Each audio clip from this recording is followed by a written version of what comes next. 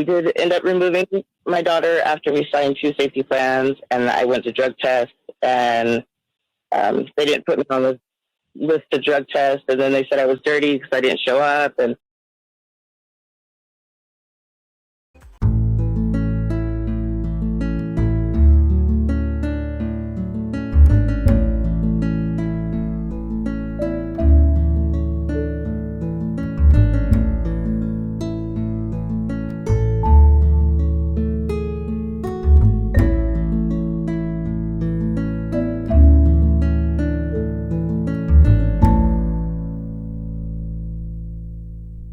Vincent Davis. This is The Secret, How to Fight CPS and Win. Today I have a very special guest, an attorney from my office, Miss Jennifer Ani. Jennifer is a expert in CPS cases, and she practices in cases all over the state of California. Oh, before I forget, I want to thank one of our sponsors for today. Our show is brought in part by shrinestore.com. If you want to dress like a rock star, visit shrinestore.com. Jennifer, let's take a call right now. Let's talk to Tashida from California. Tashida, did you have a story to tell or a question to ask?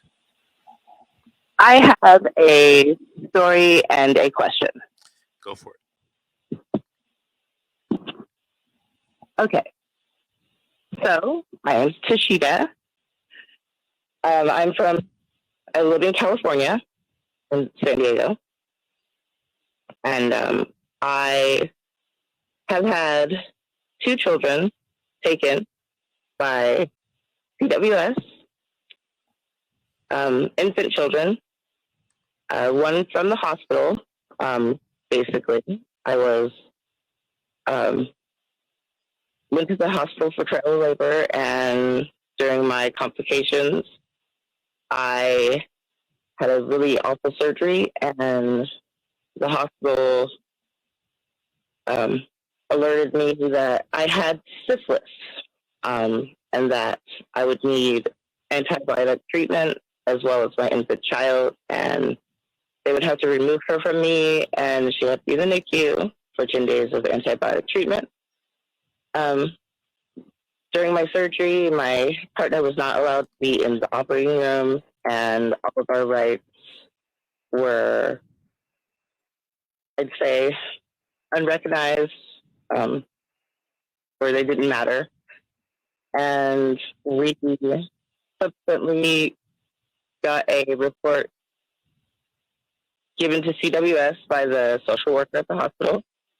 I was a high-risk social situation, and I smoked marijuana, which is part of my religious beliefs. So, rights and things. So, our child was removed from us after they released her, not to me, but to my partner, because they said that CWS had come up with the story that I was on drugs and I have syphilis and I was a danger to my child, and that her father was, a better suit for her care. So I just went along with it because I figured I'd never had any problem with the system before. I have 3 older children, 15, 9, and 7. They live with their father. We're divorced, from joint custody. But so my daughter being taken, I figured they'd give her to family. My partner, my mother, my sister, and we were planning to move we were planned to move to Northern California after I had the baby. We're leaving. But CWS stepped in, and they did end up removing my daughter after we signed 2 safety plans, and I went to drug tests, and they didn't put me on the list of drug tests, and then they said I was dirty because I didn't show up, and just all these things, and I had already called the ombudsman, and days later my daughter was removed, and she was taken to a foster family where she remains still. The woman the caretaker said that she wanted to adopt her the second court hearing we had. And that has just been, we've been fighting, we've been visiting, we've been doing whatever they say. But we've also been homeless and we've been struggling, and because our family did move to Northern California, we've just been left behind fighting for our daughter because we can't leave the county because they'll say we abandoned her. And in the meantime, I get pregnant again. And I had a baby in April of 2021. The CWS came, they did their checks, we met with them and saw that the baby was fine. They sent the police, they did well check.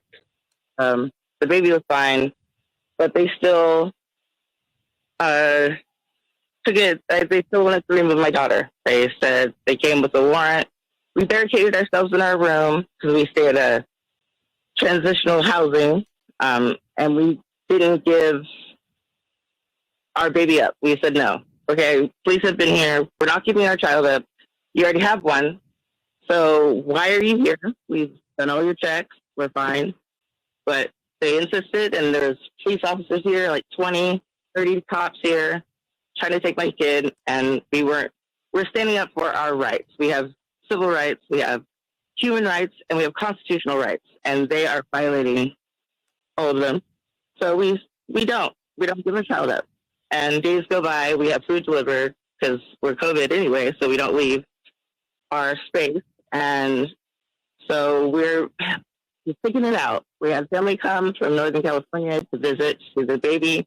While there were cops outside the door, it was crazy. So it died down for a few days, and the hotel, the transitional housing hotel that we stay at, it's the extended stay of America.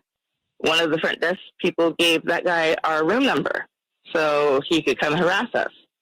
And they subsequently, the hotel got with police officers and the CWS person, and they ambushed us at the front desk and put me in handcuffs, and took my baby. 2 minutes. This man, I don't know who he is. Wait, hold it. Tashida, hold on a second, because we're running out of time. What was the question you wanted to ask us today? Well, I've had such time with attorneys. Like the attorney they gave me, I let her go. She wasn't doing anything, and they're going for adoption. And then they gave her back to me at another junction in the case. They gave the same lawyer back to me. Tashida, what is the question? And go ahead and ask me the question. How a person that doesn't have money get help for these dependency cases? Because not everybody can lawyer in them, and I need help. Right. Like, you should be able to ask for another attorney to be appointed to you if you feel that your attorney. I did, and he gave me the same attorney. But you can make a motion under a case. Jennifer, what's the name of that case where you can ask for a new court-appointed attorney? Is it Jackson W? And there's also a Marsden hearing that could be held. A Marsden hearing, right. So I did a Marsden for her first time to get rid of her. Mm-hmm. And then I asked for another lawyer in another junction, and the judge gave me the same lawyer. Well, I think if you made a Marsden hearing to get rid of attorney number one and it worked, I don't believe the judge can reappoint attorney number one to you later on in the case. And if the judge does, what you should consider is filing an appeal or a writ. Do me a favor, Tashida, because we are having to take a break. Call me at my office next week, and I'll talk to you more about it. 888-6582. That's 888-888-6582. And Tashida, I want to thank you for calling in, and thank you for listening. We're going to take a break right now, and we'll be right back after these messages.